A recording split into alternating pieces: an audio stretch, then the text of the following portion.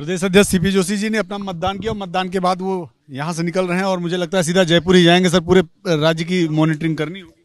मैं मतदान करके सीधे जयपुर की तरफ रवाना होऊंगा। वहाँ से पूरे प्रदेश पार्टी कार्यालय बैठकर पूरे प्रदेश में सभी जिलों में प्रत्येक विधानसभा में, चूँकि कल का दिन भी मैंने इसी में बिताया, सभी जिले सभी विधानसभा में बातचीत करने का काम किया। आज फिर से सब लोगों से, सभी कार्यकर्ता पूरी मेहनत के साथ जुटे हैं, उन सब से बातचीत करके अधिक से अधिक मतदान हो इसके लिए बातचीत करेंगे। सुबह से मैं देख रहा था आप फोन पे लगे हुए थे, सगल रिपोर्ट ले रहे थे, हर शहर से बात कर रहे थे। क्या रिपोर्ट्स आ रही हैं अभी तक? रात को मैं 3-3:30 बजे तक सब लोगों से बातचीत करता रहा। आप ये देखिए कि भाजपा का कार्यकर्ता 3-3:30 बजे तक भी जगा हुआ था, अपने काम में डटा हुआ था। वो इसलिए कि राजस्थान में भाजपा को लाना है, कांग्रेस की विदाई तय करनी है। सचिन पायलट ने भी एबीपी न्यूज से बात की है। उन्होंने सचिन पायलट और अशोक गहलोत के बीच का दर्द एक बार फिर से झलका है। उन्होंने कहा कि मुझे बहुत कुछ कहा गया लेकिन मैंने कभी कुछ नहीं कहा। अशोक गहलोत के उस बयान को भी उन्होंने थोड़ा अलग तरीके से, अशोक गहलोत ने कहा कि 200 सीटों पर मैं खुद चुनाव लड़ रहा, उन्होंने इसको भी काटा है और कहा कि 200 सीटों पर कांग्रेस चुनाव लड़े। तो मानते हैं कि आपस में अभी जो सेटलमेंट था वो केवल एक दिखावा ही है? देखिए, सेटलमेंट सिर्फ दिखावा है, क्योंकि अशोक गहलोत जी पार्टी से ऊपर उठ गए और ये समझने लगे कि मैं ही योग्य हूँ, बाकी सब नकारा है, निकम्मा है, गद्दार है। कांग्रेस पार्टी में मेरे अलावा कोई योग्य व्यक्ति नहीं, और इसी कारण अनेक विधायक और मंत्री इस सरकार पर भ्रष्टाचार के और पेपर लीक के खुलेआम आरोप लगाते रहे हैं। यही कारण है कि इनके कुनबे के लोगों का भी विश्वास इनके ऊपर नहीं रहा।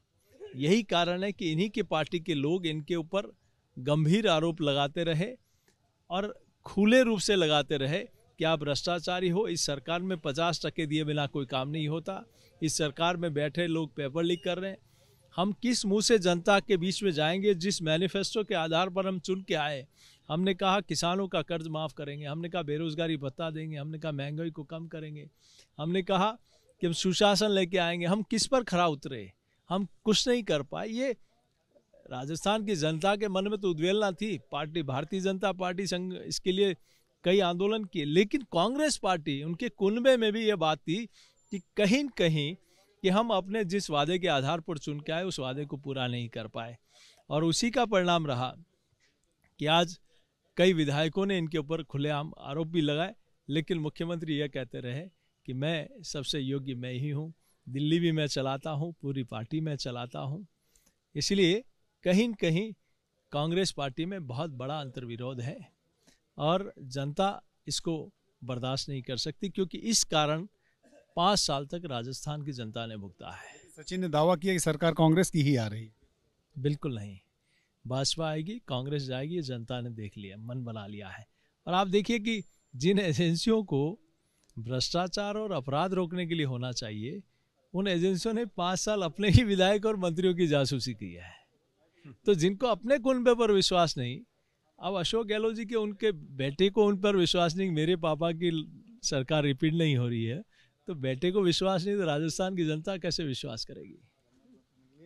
सीपी जोशी जी थे, साफ तौर पे कह रहे हैं कि अशोक गहलोत अपने आप को पार्टी से ऊपर मानते हैं और उनका मानना है कि वही योग्य हैं, बाकी सब नाकारा और निकम्मे हैं।